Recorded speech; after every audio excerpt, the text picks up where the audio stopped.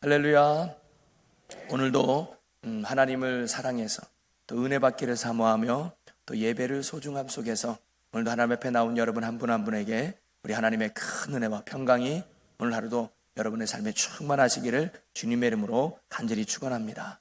우리 옆에 분과 인사 나누면 좋겠습니다. 잘 나오셨습니다. 반갑습니다. 감사합니다. 네, 잘 나오셨습니다. 반가우시죠? 네, 너무 반갑습니다. 저는 오늘 여러분과 함께 봉독한 창세기 41장 51절과 52절의 말씀을 가지고 요셉의 신앙 고백이라는 제목으로 함께 말씀을 나누고자 합니다. 제가 교육 전도사 때의 기억입니다.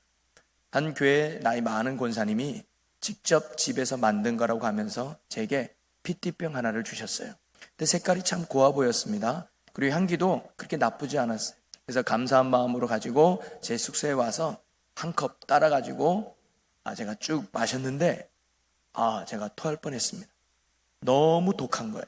너무 쓴 거예요. 아니 냄새는 그렇지 않은데 맛은 너무 썼습니다. 그래서 물을 타고 그때 꿀이 없어가지고 설탕을 타도 그 쓴맛이 없어지지 않는 거예요.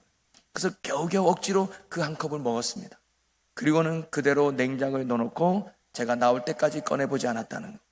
그분한테는 죄송하지만 도저히 못 먹겠더라고요. 그리고 여러분 가만히 생각해보면 우리 몸에 좋다고 하는 것들은 대부분 씁니다. 그죠? 산삼이나 인삼, 생강이나 파, 마늘, 칡 등 어떤 몸에 건강하고 좋다는 것들은 다 써요. 그래서 쉽게 먹기가 편하지 않는 것들입니다. 그런데 대신 몸에 나쁜 것들은 왜 그렇게 맛있는지, 몸에 안 좋다는 것은 왜 그렇게 달달한지 우리의 인배에 잘 끌리죠. 그런데 저는 이렇게 몸에 좋은 것이 대부분 써서 먹기가 힘들게 만들어 놓은 데는 하나님의 오묘한 섭리가 있다고 생각합니다. 창조주가 되시는 하나님이, 세상의 주관자 되시는 하나님께서 우리의 인생들에게 자연의 섭리를 통해서 깨닫게 하시는 중요한 교훈이 저는 있다고 생각합니다. 그것이 뭐냐면 바로 먹기 힘들고 삼키기 힘든 쓴 것이 우리 몸에 약이 되고 우리 몸에 위익이 되듯이 우리의 인생에도 참으로 견디기 힘든 쓴 맛을 맛보는 인생의 고난이 있죠. 쓴 것과 같은 인생의 아픔이 있습니다. 그런데 바로 그러한 인생의 모든 고난이 우리의 인생에 유익이 된다는 사실, 유익이 된다는 교훈을 하나님이 깨닫게 해주시는 것이 거기에 있지 않을까 생각이 들었습니다. 여러분, 고난이라고 하는 한자를 보면 고난은 두 개의 한문이 합쳐져 있죠. 고는 쓸고 그 다음에 라는 어려울 난이 보였습니다. 쓸고, 이 쓰다고 하는 뜻의 이 고도 두 개의 단어가 합쳐져 있는데요. 불초와 그리고 옛, 오래된 고, 이 두 단어가 합쳐졌습니다. 한마디로 말하면 이 고, 쓰다, 이게 무슨 의미냐? 오래된 풀이라는 의미예요. 오래된 풀이 뭘까요? 산삼이나 인삼과 같은 약초를 의미할 수 있죠. 그래서 뭐예요? 굉장히 쓰다는 거예요. 굉장히 삼키기가 불편하고 힘들다는 것이죠. 그러나 그 오래된 풀들이 비록 삼키기 힘들고 먹기에 불편하다 할지라도 그 오래된 풀이 우리의 인생에 또 우리의 건강에 도움이 되고 약이 되듯이 우리의 인생에 쓴 풀과 같은 고통과 아픔의 순간들이 우리에게 때로 유익이 되고 우리에게 복이 된다고 하는 사실이죠. 그래서 우리나라 속담에도 젊어서 고생은 사서도 한다라는 말이 있습니다. 그런데 사실 이러한 사실은 성경의 가르침이고 성경의 교훈입니다. 시편 119편 71절에 보면 고난 당한 것이 내게 유익이라. 고난 속에 아픔을 겪는 것, 고난 속에 힘든 것, 그것이 돌아보면 내게 유익이 되는 것이 성경의 가르침이며 교훈이죠. 그런데 이렇게 삼키기 힘든 쓴 약이 우리에게 유익이 되고 우리에게 봄이 되고 우리 몸을 건강하게 하는데 어떤 이들은 너무 쓰다 보니까 잘 먹지 않으려고 해요. 너무 쓰다 보니까 잘 삼키려고 하지 않죠. 특히 어린아이들이 더더욱 그럽니다. 어린아이들이 감기 하나 걸려서 약국에서 약을 타오면 그 약도 잘 먹지 못해서 어린이들은 특별히 딸기 시럽을 첨부하다던가 과일 시럽을 첨부해서 삼키기 편한 약으로 만듭니다. 딱딱한 콩, 파 먹기 힘들어하죠. 어린아이기 때문에 이해가 됩니다. 그런데 철이 든 어른이나 장성한 어른들, 특별히 건강의 중요성을 아는 분들은 어떻습니까? 오히려 그런 것들이 있으면 더 잘 먹지요. 쉽게 말해서 없어서 못 먹지 있으면 쓴 게 어디 있습니까? 그냥 다 먹는 거지요. 여러분, 이것은 영적으로도 마찬가지라고 생각이 듭니다. 영적으로 건강한 사람, 영적으로 장성한 사람, 그리고 인생에 철든 사람이 어떤 사람이냐? 바로 인생의 고난을 유익으로 생각하고 어떠한 고난이 있든지 견디며 이겨내는 사람이 신앙의 건강한 사람이요, 영적으로 철든 사람이라는 거죠. 그리고 그러한 고난에서 인생의 아름다운 꽃과 열매들이 많이 맺어지곤 합니다. 러시아의 소설가인 도스토옙스키는 16세에 어머니를 폐결핵으로 여의게 됩니다. 그리고 2년 뒤인 18세에는 아버지마저 떠나가게 되죠. 그 뒤로도 그의 인생에 많은 위기가 끝없이 찾아옵니다. 젊은 날 사회주의 결사대에 가입했다가 사형 선고를 받고 무려 10년간 감옥 생활을 하게 됩니다. 거기에서 나와서 36살의 늦은 나이에 결혼을 했습니다. 그러나 아내가 젊은 나이에 결핵으로 죽게 되죠. 그리고 아들도 추위에 죽게 됩니다. 또 본인은 간질병으로 고생하게 되죠. 어떻게 보면 정말 거짓말과 같은 인생을 살았던 것이 그였습니다. 그러나 그의 이러한 고통의 삶 속에서 그는 백야냐, 악령, 가르마조프의 형제들과 같은 많은 명작을 남기게 되죠. 특별히 사람들에게 가장 많이 알려진 죄와 벌이라고 하는 이 작품은 그의 나이 44살 때 쓴 작품입니다. 그의 인생에서 가장 어둡고 가장 힘들고 가장 인생의 쓴맛을 맛볼 때 바로 그때였습니다. 빚쟁이에게 시달려 4년간 도망자 신세를 가질 때였고 아내와 친형을 잃은 슬픔의 시기가 바로 그때였습니다. 그러나 그는 그 위기와 그 어려움 속에서도 신앙으로 잘 극복하여 죄와 벌이라고 하는 명작을 남기게 됐죠. 또 우리가 잘 알고 있는 철로 역정, 성경 다음으로 가장 많이 읽혔다고 하는 이 철로 역정도 바로 존 번역이 12년 동안 감옥 생활하면서 그 속에서 하나님께 기도하며 감동받은 것들을 글로 쓴 책이 바로 철로 역정이었습니다. 바로 고난의 상황이 자신의 인생의 손해가 아니라 오히려 더 나은 모습으로 세워주고 또 더 나은 모습으로 만들어주는 기회가 되고 유익이 되었다고 하는 것이죠. 만약에 그들에게 이런 고난이 없었다면 그런 위대한 작품들이 만들어지지 못했을 것입니다.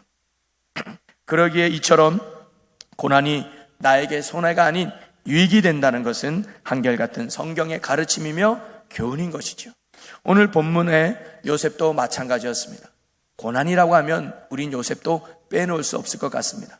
오늘 우리가 읽은 41장에서의 요셉은 애굽의 고위 관직에 올라 권력을 누릴 수 있는 그런 위치에 있었고 많은 이들에게 존경받는 인물로 세워져 있었지만 그의 과거인 37장에서 40장까지의 요셉의 삶은 끊임없는 고난과 아픔의 삶이었다는 것이죠. 몇 가지 그의 고난을 정리해 보면 먼저 가족에게 버림을 받습니다. 형들에게 인신매매를 해서 돈을 받고 팔아버려요. 그래서 노예로 전락하게 되죠. 사랑받던 아들에서 천한 노예로 인생의 밑바닥에 떨어지는 인생의 아픔을 바로 요셉이 겪게 됩니다. 그리고 얼마 안 가서 그는 또한 억울한 누명을 쓰고 감옥에 갇히는 신세가 됩니다. 오늘날로 말하면 거짓 미투에 고발된 거죠. 요셉이 나를 겁탈하려고 했다. 요셉이 나를 성추행했다. 이런 거짓된 고발로 요셉이 고소당하게 됩니다. 아니라고 말해도 누가 노예의 말을 믿어줍니까? 그래서 보디발의 아내의 말만 믿고 이 요셉을 감옥에 가두는 이런 억울한 일도 당하게 되죠. 그러나 그는 그 속에서 또한 술 맡던 관원장을 만나게 됩니다. 그리고 그가 꿈을 꾸게 되죠. 그리고 요셉은 그의 꿈을 해석해 줍니다. 당신은 3일 만에 살아날 겁니다. 그리고 당신이 3일 만에 구출되면 나 좀 기억해 주십시오. 저는 아무런 죄가 없습니다. 그러니까 술 맡던 관원장이 알겠소. 내가 당신 말처럼 3일 뒤에 내가 살아나면 당신을 꼭 감옥에서 구출해 주겠소 라고 약속을 했어요. 그리고 3일 뒤에 정말 요셉의 예언처럼 술 맡던 관원장이 복직이 돼서 살아났습니다. 그런데 자기를 구해줄 줄 알았던 술 맡던 관원장이 입을 싹 닫고 요셉을 잊어버리죠. 무려 2년 동안 아무런 소식이 없습니다. 아마 그때 요셉은 심한 배신감을 느꼈는지도 모르겠습니다. 이처럼 그는 철저한 외로움과 육체적 고통과 그리고 정신적 고통 속에서 그는 무려 13년이라고 하는 세월을 보내게 됩니다. 이런 요셉이 이제 하루아침에 바로왕 앞에 가서 꿈을 해몽해주고 그리고 바로왕은 그런 요셉을 나라를 지휘하는 총리의 자리에 세우게 됩니다. 하루아침에 죄수에서 나라의 총리로 인생 역전의 모습을 바로 요셉이 가져온 것이죠. 그리고는 이 바로 왕에 의해서 결혼도 하게 됩니다. 그리고 두 아들도 낳게 되죠. 그리고 이 두 아들의 이름에 대한 내용이 오늘 우리가 읽은 본문 말씀의 내용입니다. 그런데 요셉이 이 두 아들의 이름을 지을 때 그냥 지은 게 아니에요. 어떻게 보면 우리는 자녀의 이름을 지을 때 미래지향적으로 짓죠. 네가 앞으로 이런 인생이 됐으면 좋겠다, 네가 앞으로 이런 삶이 됐으면 좋겠다라고 하는 그의 미래지향적으로 이름을 짓지만 요셉은 그렇게 이름을 짓지 않았습니다. 단순한 이름이 아니라 그 이름 속에는 요셉의 신앙이 담겨져 있습니다. 요셉의 믿음의 고백이 담겨져 있습니다. 한마디로 말하면 지금까지 함께 하셨던 하나님의 은혜에 대한 고백이 바로 이 두 아들의 이름 속에 담겨져 있었던 것이죠. 요셉은 애굽의 총리가 되고 결혼도 하고 두 아들도 낳고 정말 행복하고 복된 인생을 누렸을 때 그는 아마 기억이 났을 겁니다. 어렸을 때 꾸었던 그 꿈이 기억이 났을 거예요. 그러면서 그는 아마 무릎을 치며 이렇게 고백했을지도 모르겠습니다. 야, 모든 것이 하나님의 섭리였구나. 나를 이 자리에 세우려고, 내게 이런 복된 열매를 맺게 하시려고 우리 하나님께서 나를 그런 고난의 바다를 건너가게 하셨구나 라는 사실을 요셉이 알게 된 것이죠. 그리고 그런 하나님에 대한 자신의 신앙 고백을 아들들의 이름에 담고 있는 것입니다.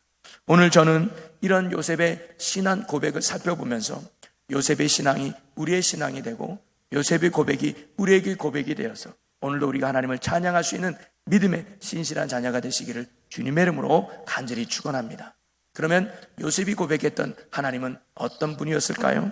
첫째는 고난을 잊게 하신 하나님을 고백하고 있습니다. 자, 우리 51절 말씀을 여러분 한번 읽어보겠습니다. 시작.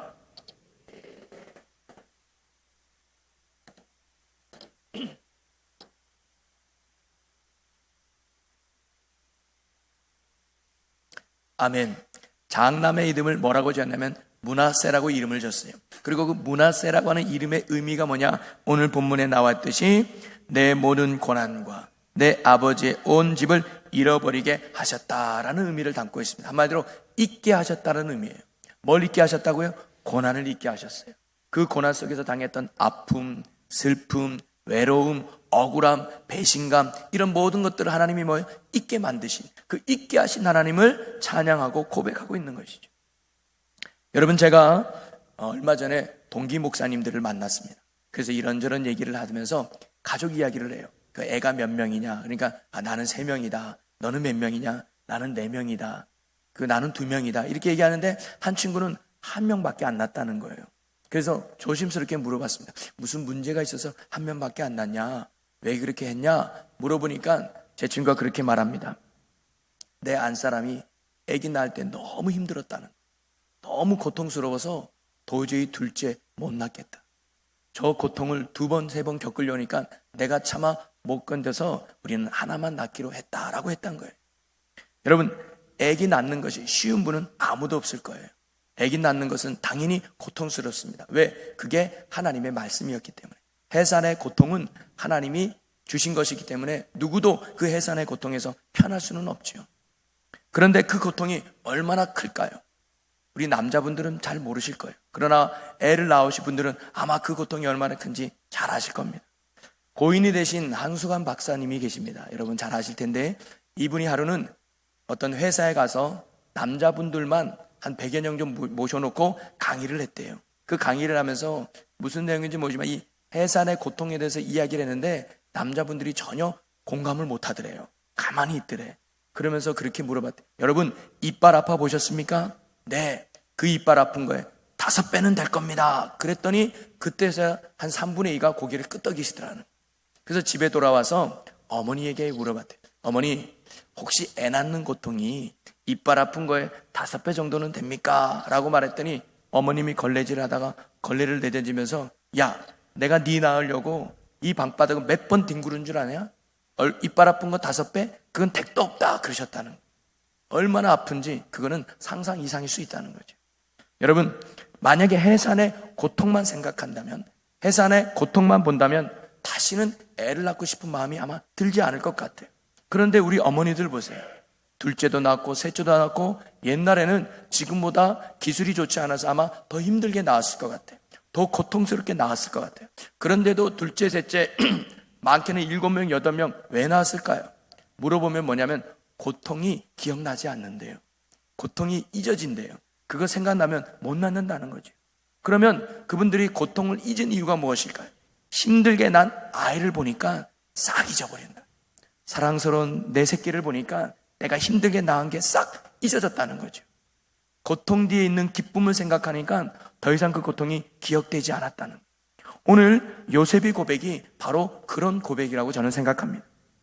요셉이 당한 고난이 약했기 때문에 잊어버린 게 아니고, 또는 힘들지 않아서 쉽게 잊어버린 것이 아니라 고난의 아픔 뒤에 하나님이 주시는 놀라운 축복의 열매를 맺었기 때문에 그 은혜가 너무 놀랐고 그 은혜가 너무 커서 그 과거에 있었던 고난의 아픔이나 슬픔, 고통이 뭐예요? 더 이상 생각되지 않는, 더 이상 기억되지 않는 잊혀짐의 은혜가 바로 요셉이 고백했던 하나님의 은혜였다고 하는 것입니다.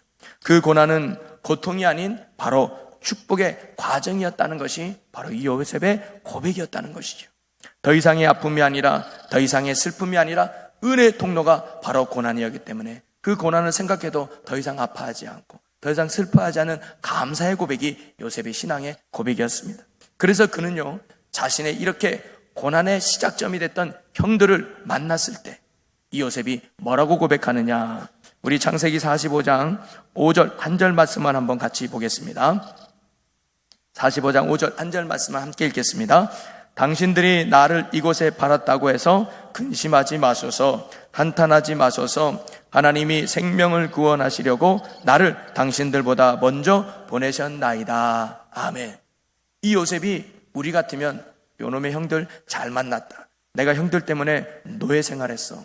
형들 때문에 내가 감옥 생활도 했어. 형들 때문에 내 인생이 너무 힘들었어. 이제 내가 기다리고 기다렸던 복수의 순간이 왔구나 했던 게 아니라, 지금 요셉이 뭐라고 말하냐면, 형들 나를 팔았기 때문에 두려워하지 마세요. 걱정하지 마세요. 염려하지 마세요. 나 다 잊었어요. 형들에게 아무 감정 없어요. 오히려 저는 하나님께 감사해요. 오히려 형들을 살리고 많은 민족을 살리기 위해서 하나님이 나를 보내셨던 거예요 하면서 고백하고 있는 것입니다.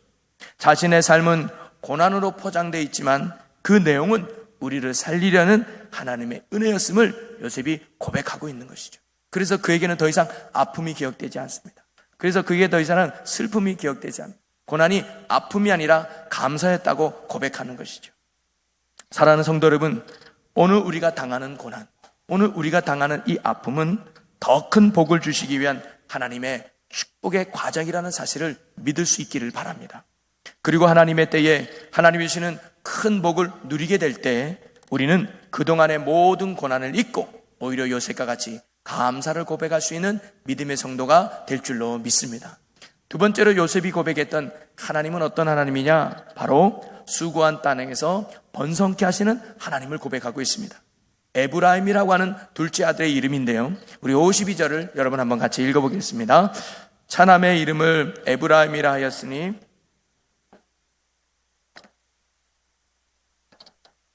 아멘. 에브라임, 차남의 이름이 하나님께서 수고한 땅에서 나를 번성하게 하셨다라고 고백하는, 한마디로 말하면 번성케 하신 하나님을 고백하고 있습니다. 여러분, 수고한 땅이 어디입니까? 애굽이죠. 애굽이 바로 수고한 땅입니다. 거기서 노예로 지나게 되고 거기서 죄인으로도 지나게 되죠. 그러면 수고했다는 게 뭡니까? 그는 노예에 있어도 죄수로 있어도 그가 인내하고 견디며 성실하게 자기의 삶을 애썼다는 거예요. 애굽에서 그는 노예로 있든 죄수로 있든 그는 살면서 자신의 인생을 원망하거나 탓하지 않고 그 자리에서 애쓰고 수고하는 성실한 삶을 바로 이 요셉은 살아갔다는 겁니다. 그가 노예가 되었을 때도 그는 억울한 생각에 자신의 처지를 비관하거나 한탄하며 시간을 허송세월하며 보내지 않았습니다. 내가 여기 있을 인생이 아닌데, 내가 여기서 걸레질이나 하고 인생이 아닌데, 이렇게 자신을 원망하지 아니하고 하나님의 주권을 인정하며 그 노예에서 노예가 되려고 최선을 다했죠. 걸레질을 할 때도 최선을 다하고, 빨래를 할 때도 최선을 다하고, 그리고 남부를 할 때도 최선을 다하고, 심부름 하나 해도 사람이 보든 안 보든 하나님 앞에서 애쓰고 수고했던 게 바로 요셉의 성실함이었습니다. 그 모습을 보고 보디발이 인정을 한 거죠. 야, 너라면 내 열쇠를 맡겨도 되겠구나. 너라면 믿을만하다. 그래서 이방인 출신의 노예인 요셉이 다른 모든 종들을 제치고 보디발의 집에 2인자가 되는 그런 축복을 누리게 되죠. 또 감옥에 갇혔을 때는 어떻게 되었을까? 비록 억울하게 감옥에 갇혔지만 그는 하나님을 인정하고 그 속에서도 최선을 다하는 성실한 삶을 살아갑니다. 그랬더니 간수가 보기에 눈에 쏙 들어온 거예요. 야, 저 친구라면 내가 모든 일을 맡겨도 되겠구나. 저 친구라면 사람들을 관리하게 해도 실망시키지 않겠구나 하면서 재반 업무를 모두 요셉에게 맡깁니다. 그러면서 그 요셉은 그 속에서 술 맡던 관원장과의 인연을 갖게 되고 알게 되죠. 그것이 인연이 되어서 그가 바로 바로 왕 앞에 서게 되고 꿈을 해몽하게 되는 기회가 됩니다. 그리고는 그 꿈을 해몽을 통해 그는 총리의 자리까지 오르게 되는 영광을 누리게 되죠. 바로 요셉은 어떠한 자리에 있든지 원망과 불평과 신세 한탄하지 아니하고 내 인생을 주관하시는 하나님 앞에 서 있는 믿음을 가지고 최선을 다하며 성실하게 신실하게 살아갔던 사람이 바로 요셉이었습니다. 그리고 많은 사람들이 인정받고 하나님의 복된 자리까지 그가 오르게 되었던 것이죠. 그러면서 그는 고백하고 있는 것입니다. 하나님께서 나의 수고를 헛되게 하지 않았구나. 나의 애씀을 외면치 않고 더 번성케 하셨구나라는 하나님의 은혜를 찬양하고 고백하고 있는 것이죠. 시편 126편 6절에 보면 울며 씨를 뿌리러 나가는 자는 반드시 기쁨으로 그 곡식단을 가지고 돌아오리로다. 아멘. 여러분, 하나님께는 공짜가 없습니다. 즉 행한 대로 갚으시는 신실하신 하나님이신 줄로 믿으시기를 바랍니다. 우리가 어떤 자리에 있든지 하나님 앞에 수고하고 하나님 앞에 애쓰고 하나님 앞에 성실하게 살아가면 바로 분명히 더욱 번성케 하시는 하나님의 놀라운 은혜를 누리게 될 줄로 믿습니다.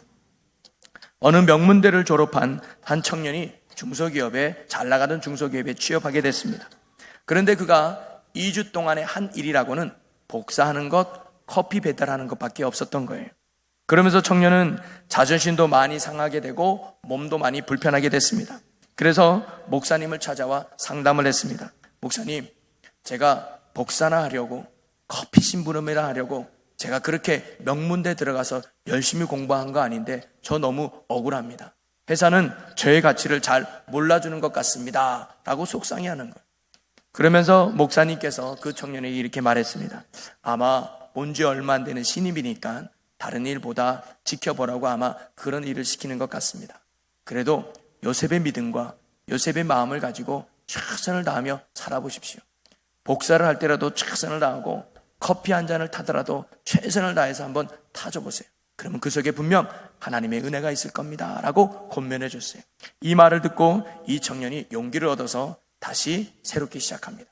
그러면서 커피를 주문하면 전에는 그냥 종이컵에 간단히 이 컵만 갖다 줬는데 이제는 자기가 접시도 사고 그래서 그 접시에다가 받침도 놓고 그리고 커피와 함께 매 시간마다 비스켓, 때로는 뭐 에이스 이러면서 빵 이런 것을 같이 갖다 주는 거예요. 그러면서 과장님 커피와 함께 이 비스켓도 같이 드시면 더 좋습니다. 오늘도 행복한 하루 되십시오. 그리고 갖다 주고 또는 메모해서 남기기도 하고 이렇게 하니까 주변 사람들이 이 친구를 다르게 보는 거예요. 그러면서 과장님이 하루는 부릅니다.